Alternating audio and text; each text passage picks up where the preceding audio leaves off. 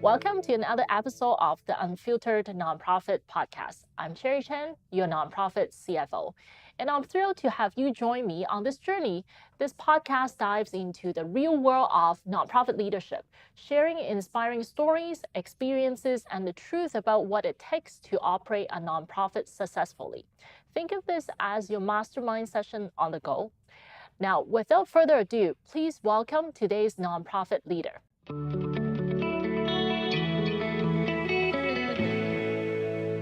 Hi, everyone. Welcome to another episode of the Unfiltered Nonprofit Podcast, where we are going to interview an organization that's really close to my heart, on how to generate revenue and how to become more financially sustainable. And I'm excited because I volunteer at this organization with my team every single year.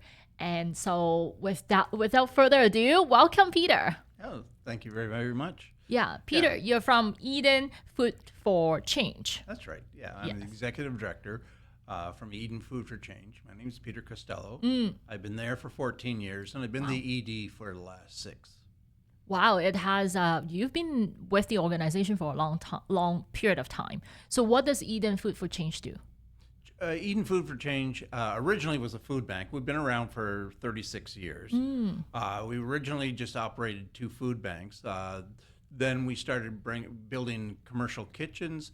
And so now we offer meal programs where we do meal production for organizations. We do teaching programs. And then we do a lot of community engagement programs where we bring in companies with their teams to do team buildings, but also to produce a lot of food that gets given out at the food bank. So it's quite a dynamic organization now. Oh yeah, 100%. Because I got lucky enough to be part of your sort of participant in the company culture building event. The way that I stumbled across your website is that I wanted to look for sort of like a kitchen to volunteer at with my team, because I think volunteer work really bring everyone together. And so when I searched, the closest location is Eden Food for Change, and I reached out and then we got everything set up. I think this upcoming December is my 3rd year. My team still wants to come back. Year after year, I let them decide and they still want to come back. So we're coming back again. So during the volunteer time, we get to prep the food. We get to seal the food container. And then we also get to prep. One time we prep for the gala. That's the following day. And there was the chef coaching us through in the really nice kitchen. And I cut myself the first time I was there. But you also gave us a fantastic tour. The reason why I have you here, and I'm so excited to have you here, is because of the tour. So you have the kitchen, built-in commercialized kitchen. And I think this kitchen is the cornerstone of how you turn the organization into not a regular average food bank. That's right. Yeah, the kitchen is really a foundation for sustainability as an organization. We originally built the kitchen to teach food bank members how to cook food, nutritious food at a low or no income budget. But from then we started to build social enterprises. So with charities here in Canada, the CRA allows a charity to run a business within it as long as the profits are reinvested 100% into the organization. And so we started to I started to look at how can we generate revenues with this kitchen, because the kitchen is quite large. It can teach 30 people at a time and it has all commercial equipment. So we looked at, with teaching, but bringing in corporate groups to have them, they pay a fee, and then that fee pays for the food, but also the extra food, the residual amounts of money or the contributions go back into to sustaining the food bank. Years later, so we'd see, say, 100 groups a year, and they would generate a couple of $100,000 of revenue. Wow. And all the food that gets produced in the kitchen for that with those groups gets distributed through the food bank to the food bank members. So 100% of the contribution goes out to support the food banks. Following that, we started doing a meals program. So I was doing classes for Syrian refugees during a time where we were training people to become chefs. And shortly following that, we were subcontracted to do all the meals for Meals on Wheels for all of Oakville and Mississauga. And so every day now we have a kitchen that produces meals for Meals on Wheels that get distributed every day. And that's been a huge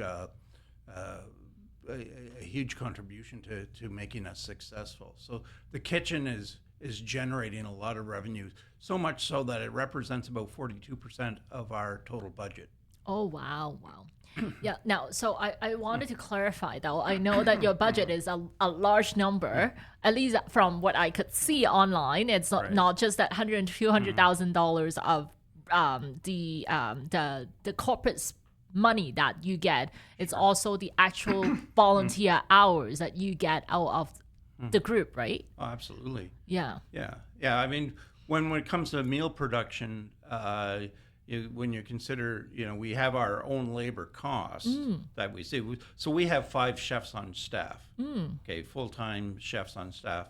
And, but then we have so many volunteers for the different programs, and also with the groups coming in. So groups in the kitchen, we call it.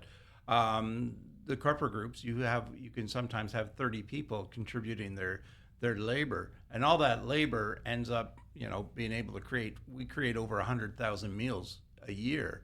Wow. And our labor cost is relatively low.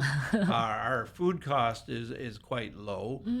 So we're seeing a contribution of about 35% after labor and food costs to the rest of the operations. Wow, that's really, really good. Yeah. So then I guess if I were to bring you back to the moment that you guys come up with this idea of having commercial kitchen, what was your idea? Because it's not like you wake up the next day, hey, you have this idea, and the third day after you have the idea, the kitchen is up and running. So there must be a process that you've gone through, because commercialized kitchen is a huge investment too.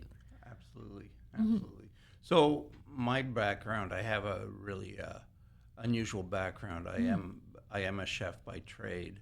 I worked at the top restaurant in Canada for a number of years out on the West Coast, and we worked as a collective team of chefs. So there was 5 of us actually in the kitchens there, and there was no head chef. We were all essentially head chefs that work as a team.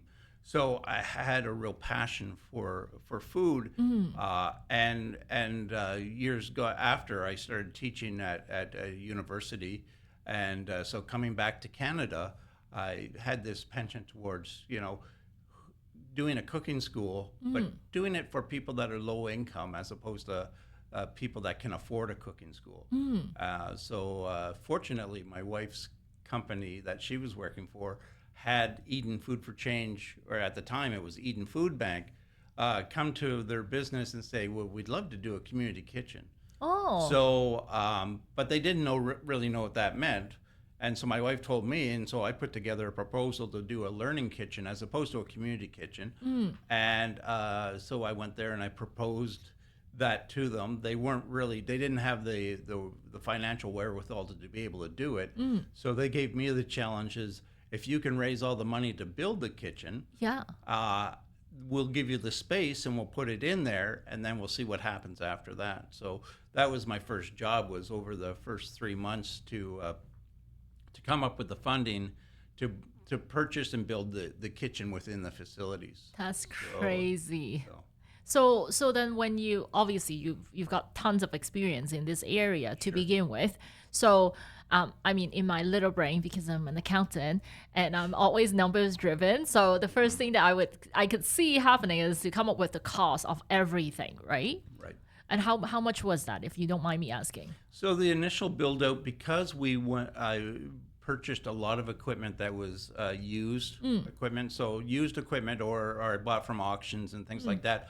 I ended up paying approximately 10 to 15 cents on the dollar the value of the actual equipment. But the whole build out was about $166,000. that was the original the build out. Right? So $166,000, like you have, like let's say even at the beginning you have that number. How did you go about raising funds for $166,000? It's not a small amount. Right. So, applications to people like the United Way, to the Community Foundation of Mississauga, the Region Appeal itself. And so we did that. And then there were some like there are a few service clubs like Rotary and Lions Club and the Legion in our area that were supporting the idea of teaching food bank members how to cook nutritious foods. And so, there was a lot of support. It just took a lot of work just writing the grant applications and meeting people and creating a desire to see it through. So was it like that? That's fantastic. I think you're underselling the whole story, yourself as well. The amount of work that you took to, the steps that you took to do all these. Because you have to have the courage, first of all, to sell the idea, and then selling the idea to someone and asking for money, and you have to not be afraid of being said say no to. Sure. Yeah. So you approach all these people, and then they all said yes. They all just said yes. Right out of the gate. I think over those 2-3 months, they said yes or gave what they could, and at the same time I worked on the actual layout and the plan of it, and how to do the construction. So then I had to go vet the construction company that we brought in, Meadowbrook Construction, and then I wanted to cut the costs on everything. So I told them, listen, is there any work that I can do to help with this construction? So, I was part of the digging the trenching for the plumbing and doing all the work for hanging the exhaust fans and things like that. So, I really looked at, what can my skills do to help make it cheaper, and at the same time, how do I encourage people to see that they want to be a part of this? Right. So when you're really quite passionate about something, you have maybe a fake confidence to be able to see it through. And I think that's what happened is, as people saw how passionate we were about getting this done, and they wanted to buy into it and be part of it. Right. And let's be honest, it was a good idea. And so folks like the United Way, back then it was United Way of Peel, they were really enthusiastic about, knowing that we were going to service food insecure families and give them skills that they can take away, right? And so just a lot of good opportunities and good people that just wanted to come on board and be part of something that they felt that was going to be successful. So, I mean, I'm also very excited. That's why we have you on this podcast. You mentioned that at the beginning, you pull all these together, and it was meant to be a community kitchen. Yes. And then it became something else. Now it's completely different. It's a commercial kitchen. What's that process like? Because how did you even come up with ideas to have like corporate team building event happening, and then also providing, like, you're getting money, you're also providing the labor hours that you need to deliver some of the programs that you're getting. Right. So even initially, I didn't want to do a community kitchen. So I changed it from being a community kitchen to a teaching kitchen, a learning kitchen. The difference is largely a community kitchen tends to get a few people together to make a meal collectively and distribute that meal a little bit, where the teaching kitchen is more like a cooking school where you have a classroom setting, you have real commercial equipment, and you do large quantity production and teach everybody the same thing at the same time. Yeah. Right. And so that was really the key to driving things forward. And as we were teaching the classes, my salary at the time was being covered largely by the United Way, right? So that was really, really helpful for us during the initial years where, the expenses were going to be out greater than the income, Yep. right? By getting folks like United Way to basically support us for 3 years, we were able to get past that transitionary period. And then at the same time, organically, I started to see that there was an opportunity to bring in the community. And the beauty of bringing in the community isn't just to have them come into the kitchen and make some meals and we get, the meals to give out, but it's the beginning of building a relationship. Yeah. Okay. And the importance of relationship, like the learning kitchen is important for production, but it's also a key to creating relationship that creates another organization's desire to want to support you beyond just meal production, but maybe with sponsorship, or maybe with just other opportunities of their team to come in and volunteer for other things. Some of the groups that we bring in are food manufacturers. So when they do their test kitchens have extra food, they say, "Can we donate it to you?" So you end up with somebody coming in at first as a team building operation, but over time they become more of a relational. It's been a relationship which generates greater connectivity between Eden Food for Change and the organization, and both people win. Yeah. So we're not, as an organization, we're not so much takers as we are partners, and it makes a huge difference where people feel like when they come in, when they leave, they're taking something with them, right? They're not just okay, we paid them, they got their money, and now they're going to do good things with it. They feel like they took away things. Like, have you learned how to do different things, like simple things like cutting an onion so that you don't cry? Yes, right. Absolutely. Learning, how to do some culinary techniques that you can take home and use every day. Yeah, right? yeah. So, that was a fantastic experience. Like I get to learn how to properly peel carrots, cut onion, like you said, and I also got an educational tour from you as well. Absolutely. Yeah. So that was also a nice touch at the end. Like you guys put a lot of focus on the entire experience alone. Like it's not just, you go in and like cook and that's it. And there's explanation of the impact of maybe our volunteer hours or how our world's changing. So that's a really, really nice piece. And that's also the reason why I think my team chose to go back year after year. Right. Yeah. We really try to personalize the relationship, and even with the impact, we try to have folks that come in have a better idea of who's using the food bank, right? Because I think a lot of people have a perception of the food bank member, but when you find out that they're more ordinary and normal, as the same as everybody else on their street and your neighbor, then you get a different perspective of who you're helping and who you're impacting. So that's a big difference. So I see that there's, I guess I see the numbers. I see some of the numbers because they are on your website. And I just wanted to ask the questions, as in like how many years did it get you into this position that you're able to have somewhat of a financially, like at least a portion of that would be self-sustainable. Like how long did it's kind of like your own business, social enterprise. How long did it come to before it gets to a profitable stage?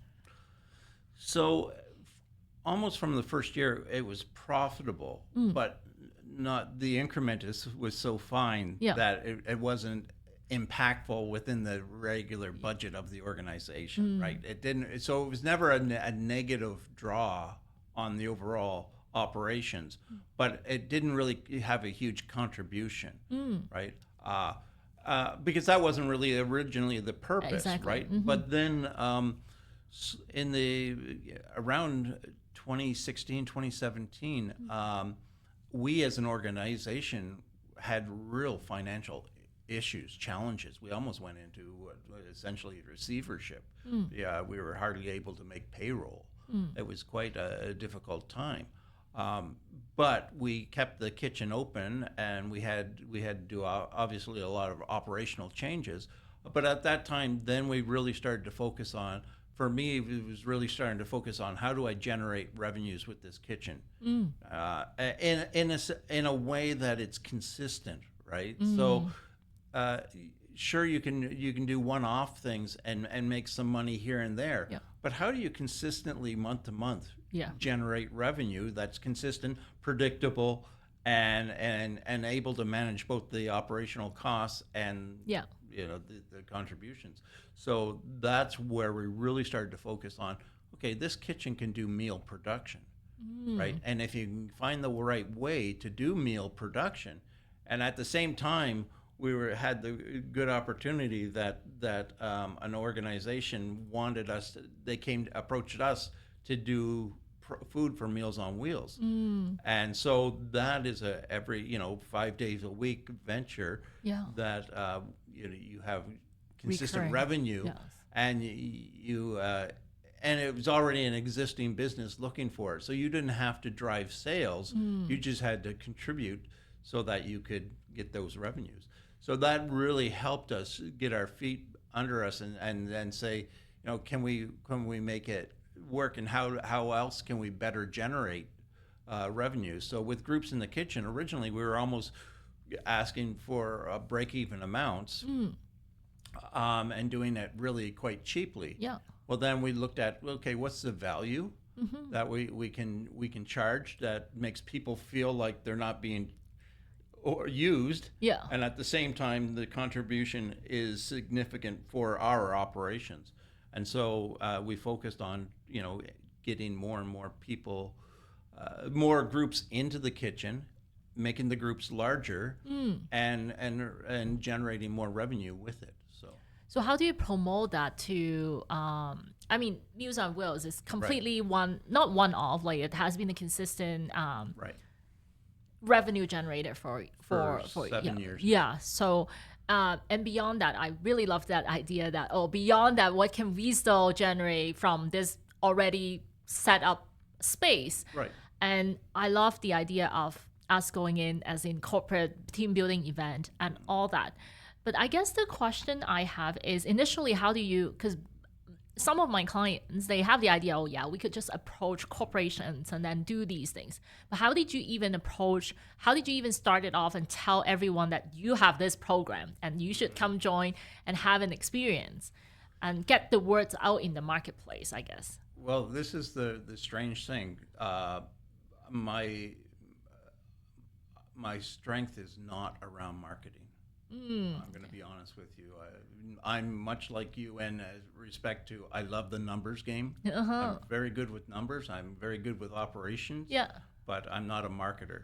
So with the Groups in the Kitchen, though we're going to do 120 groups in the kitchen, probably have over 1,500 people go through the kitchen this year alone,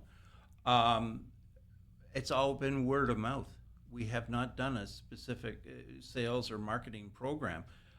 The blessing is where we are in Mississauga, there's a lot of large corporations existing there.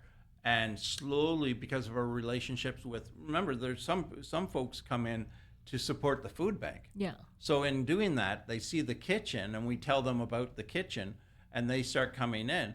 Well, then, it's generally with these larger companies, it's only a small department within the company, and they go back and talk about it to other people within, and other managers, because it's usually frontline or operations managers that are booking these events, and they start talking to each other, and then maybe they leave to go to another company that's nearby, and they bring that idea to them. And so it's been pretty organic how the growth has happened. And it's really escalated in the last since COVID, obviously, because during COVID we couldn't do it, right? But we did still do the Meals on Wheels program, but we couldn't do that. So it's since then, originally after COVID, you saw a lot of companies trying to, how do we get into helping other organizations like charities and things like that. And so we were just blessed to be a really good, easy opportunity for people to engage. I think you are underselling your connection and the programs and everything that you guys do. Essentially, the message that I got is that you already have a pre-established list of relationship. and by bringing out something that in the business world, is bringing out the product that everyone wants, essentially at the right time, and by leveraging your existing relationship and the word spread out, one leads to another. So that's fantastic. You just need to start talking about it. Right. And for us also, one of our major goals in the way we operate as we manage the organization, not just with the kitchen, because the kitchen is only a small part of the whole organization. We have a mandate that we've created that we want to make sure people are having fun. I want the staff to feel like they're having fun, that this is the best place to be because they're enjoying it. They're volunteers, groups in the kitchen. Even the food bank members, when they come in, we want them to feel like they feel like they're getting kind of a hug of support or a hug of friendship. And so we really work very hard on creating that environment that's fun. And I think then when people leave, so with any of the business relationships we have, people leave, they've had a good time. They want to talk about it, and they see the value of what they were able to contribute. Yeah. Right? And that makes a huge thing, in the community. Absolutely. That's fantastic. It's such a great story. Now, I wanted to go back, and I've kept you long enough. I am going to throw this last little bit of question. I know last couple of years, it's in all the headlines that there's a lot of pressure on food banks because the number of people who are going to food banks have substantially increased because everything is more expensive. People just cannot afford to feed their family. And so how does it affect your organization? Are you able to generate enough money, or are you getting more government grant? So, when it comes to government grants in Canada, food banks aren't generally supported by the government.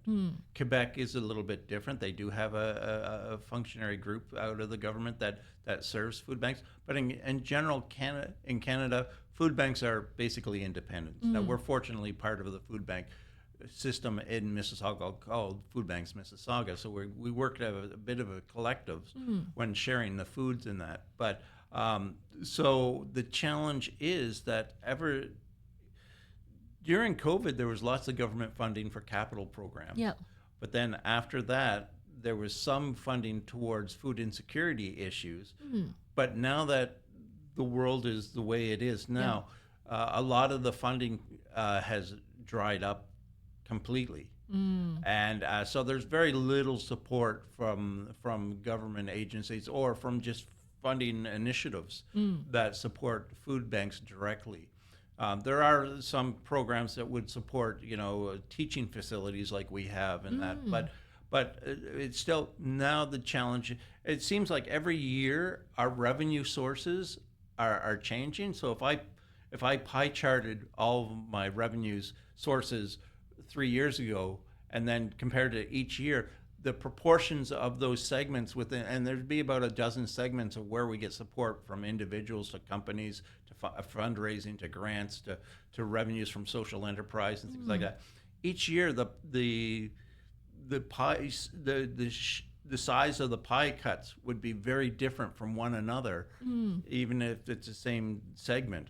And so it's been a real challenge, and it's been a challenge for all the food banks. That how do you generate revenue? And it seems like every year we just have to come up with new game plans. I really think for us, our success is around being able to develop social enterprises, and most charities don't